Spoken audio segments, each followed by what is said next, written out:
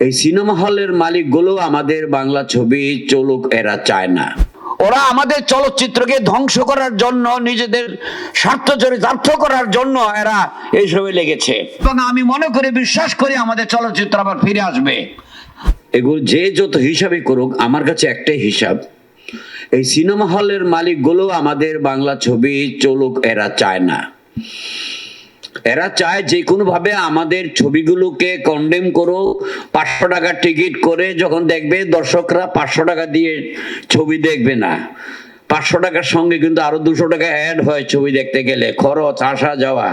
ওরা ইচ্ছা করে বাড়িয়েছে যেন আমাদের ছবিগুলো না দেখে এবং দর্শকদেরকে না জানিয়ে, আমাদেরকে না জেনে দুটো শো আরম্ভ করে, যে শোগুলিকে দর্শকরা জানে না। এই জন্য ছবিগুলো সেল না হোক এটা চায়। এটার মূল কারণ সরকারকে দেখাবে আমাদের দেশের ছবি চলে না, আমাদেরকে ভারতীয় ছবি দিন।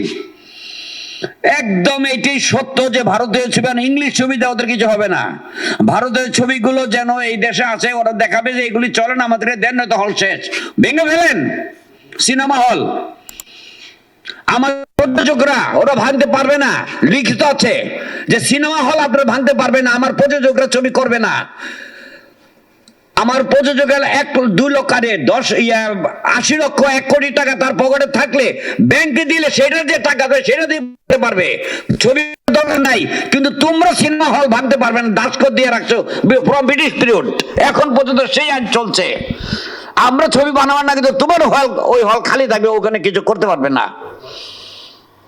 ওরা আমাদের চলচ্চিত্রকে ধ্বংস করার জন্য, নিজেদের স্বার্থ চরিতার্থ করার জন্য এরা এইসবে লেগেছে। এখন আমাদের উচিত, আমরা এখানে যারা আছি, খসরু সাহেব আমাদের 18 সংগঠনের প্রধান কর্তা, আমাদেরকে উনি নিয়ে মন্ত্রী মহোদয়ের কাছে আমরা যাব এবং শুধু মন্ত্রী মহোদয়ই না, মন্ত্রী মহোদয়কে বলে আমরা যদি প্রধানমন্ত্রীর কাছে না যাই কিছু হবে না। আমরা এমন বহু গিয়েছি, হয়তো আমার এই কথাগুলো মন্ত্রী মহোদয়ের কানে গেলে রাগ করবে, রাগ করার কিছু নাই। আমরা সবাই বঙ্গবন্ধু তৈরি করে গিয়েছিল এই ইন্ডাস্ট্রি, আমরা বঙ্গবন্ধুর কন্যার কাছে যাব উইথ মিনিস্টার, আমরা যাব এবং আমি মনে করি, বিশ্বাস করি আমাদের চলচ্চিত্র আবার ফিরে আসবে। আমরা এখনো বলি রাগ করে চলচ্চিত্র শেষ, নো, শেষ হয় নাই। মানুষ এখনো ছবি দেখে, 500 টাকা দরকার নাই টিকেটের। আমার খসরু সাহেবের কাছে রিকোয়েস্ট যে আপনি আমাদের সবাইকে নিয়ে মন্ত্রী মহোদয়ের কাছে গিয়ে প্রধানমন্ত্রীর কাছে যাবার ব্যবস্থা করুন, নয়তো আমাদের কিচ্ছু হবে না। আর এখানে আমাদের যে সাংবাদিক ভাইয়েরা আছে, আপনারাও আমাদের জন্য কথা বলবেন, কারণ আমরা যদি চলচ্চিত্রের সাংবাদিকতাই করেন আপনারা, আমরা যদি চলচ্চিত্র নির্মাণে যেতে না পারি, তাহলে আমরা কি সাংবাদিকতা করবেন, কি লিখবেন, কি বলবেন? আপনাদের বলার কিছুই নাই। আমরা যদি থাকি তাহলে আপনারা আছেন, আর আপনারা থাকলে আমরা আছি। আমরা কিন্তু কাজ করব, আপনারা আমাদের পক্ষে বলবেন, অন্য কোথাও যাবেন না।